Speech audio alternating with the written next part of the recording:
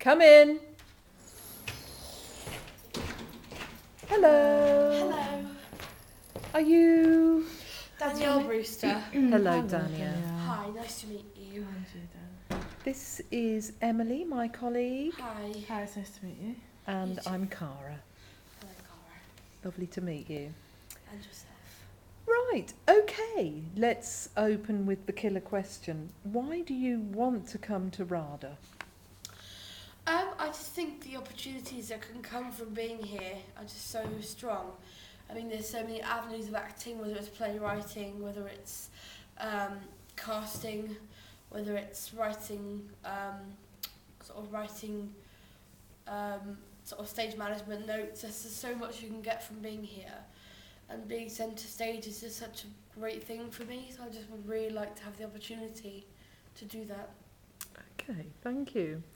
Can you tell us about the last play that you went to see or that you read? The last play I went to see was called Night Will Fall. And it's a small play which was done in a local theatre to me, called the Manor Theatre, Manor Pavilion Theatre in Sidmouth. It's basically about a 1950s house with a lady who is a hypochondriac invalid, her niece, and a cook, maid, nurse, sort of her servants. And there's a new page boy who comes to give her a hand with the house. And sort of as soon as he turns up, sort of a couple of murders seem to happen. And everyone's just a bit shocked and excited because obviously, it's a small village, they don't really have excitement there. And they sort of, it's just reactions to what happened. And obviously being a sort of a bit of a thriller, the ending kind of gets a bit deeper and darker.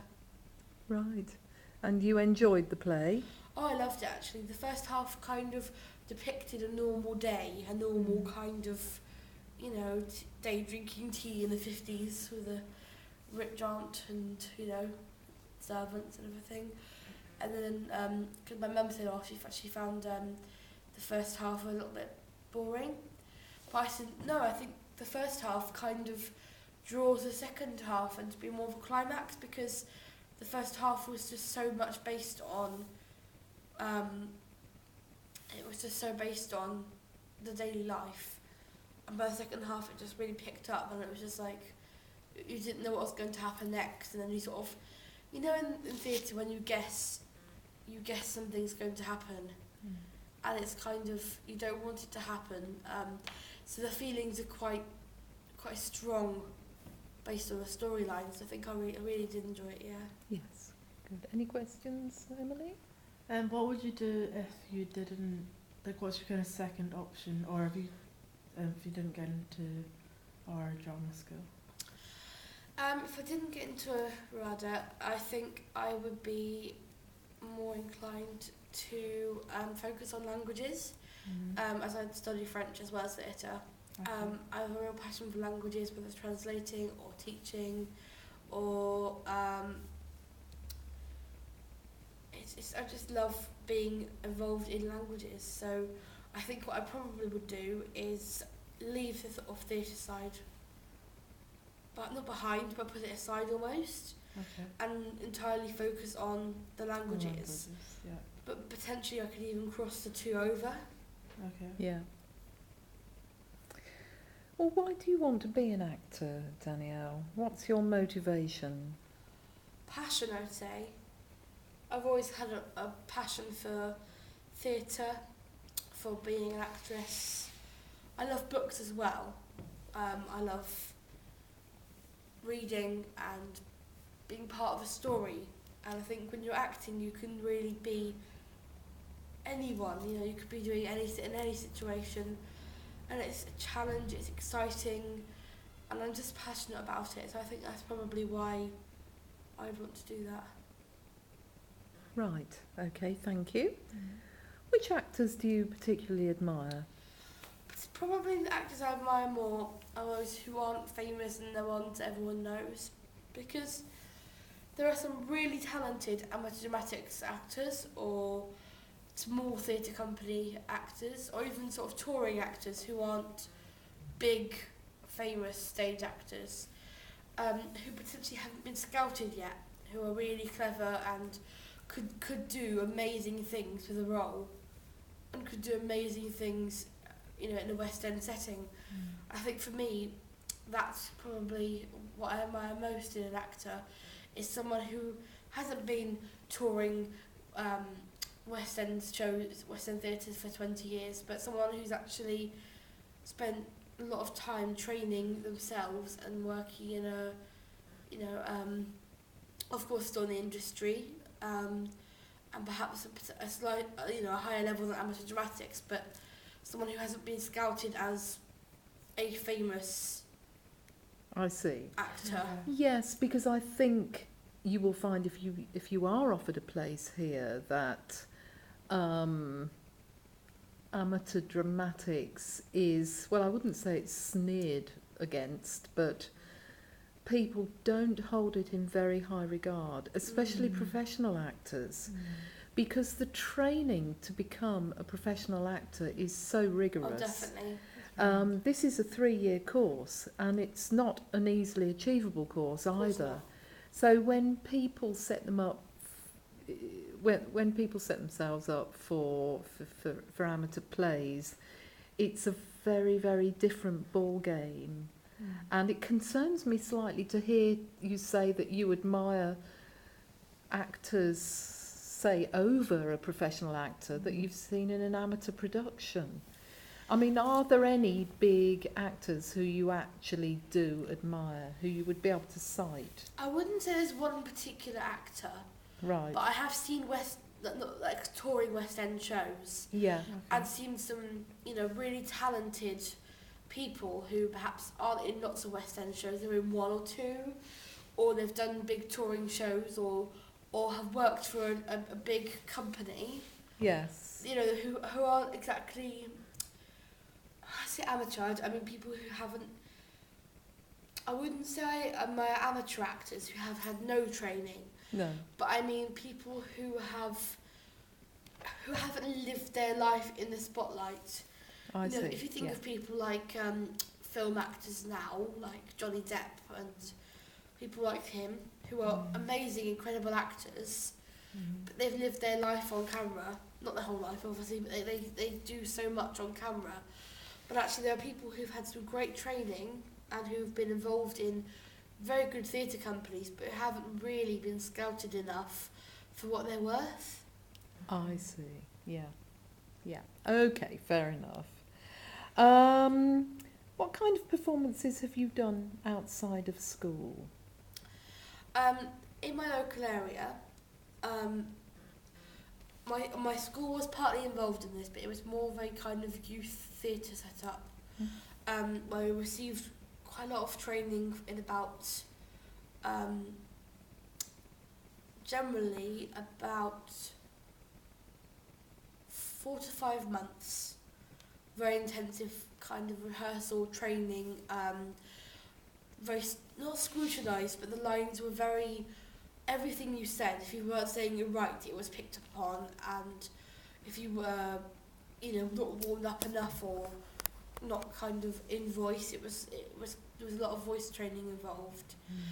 It was called SYT, Sympathy Youth Theatre, and the director used to be in the West End, and her daughter is kind of rising to West End almost, has kind of done some work at Italia Conti. Yes. And I've been in a lot of those shows. So although a lot of the people there were school children, they were all handpicked out of obviously the whole college and wider. And the roles were given to those who could take on training, or could be, deal with the pressure of being in an intense situation. Yeah. So although some people wanted to give it a go, they weren't accepted unless they really had what it took to be an intensive, focused actor. Right. Okay, thank you. Sorry, I was just reading down my questions list. Tell us a little bit about yourself, maybe something about your strengths and weaknesses, if you're able to stand back objectively and appraise those. Yeah, of course. I'd say a weakness of mine is sometimes not always, but I can doubt myself. I doubt what I can achieve. But actually, I can turn that into a strength by feeling the passion, feeling I wouldn't be here today in this theatre opportunity if I wasn't worthy of it. If I wasn't worthy of the training I'd had, and I wouldn't have achieved half as much as what I could have. You know what I mean? Yes, and of course it's an achievement to gain an audition here, Exactly. because how many people have we had apply this year, Emily? I can't even count. It's thousands. We have literally had thousands of would-be students applying. And as you know, we have 150 places.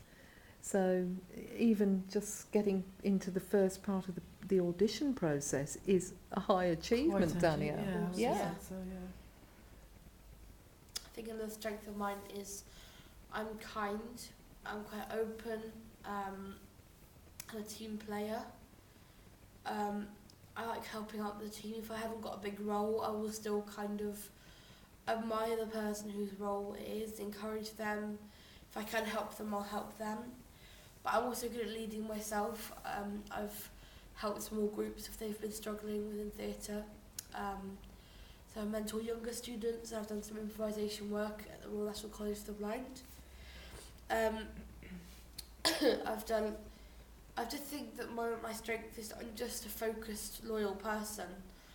And although I doubt myself, I throw myself into every opportunity I can with eagerness and a kind of an open mind. So I'd say that's my strength. Good. Well, that's very pleasing to hear.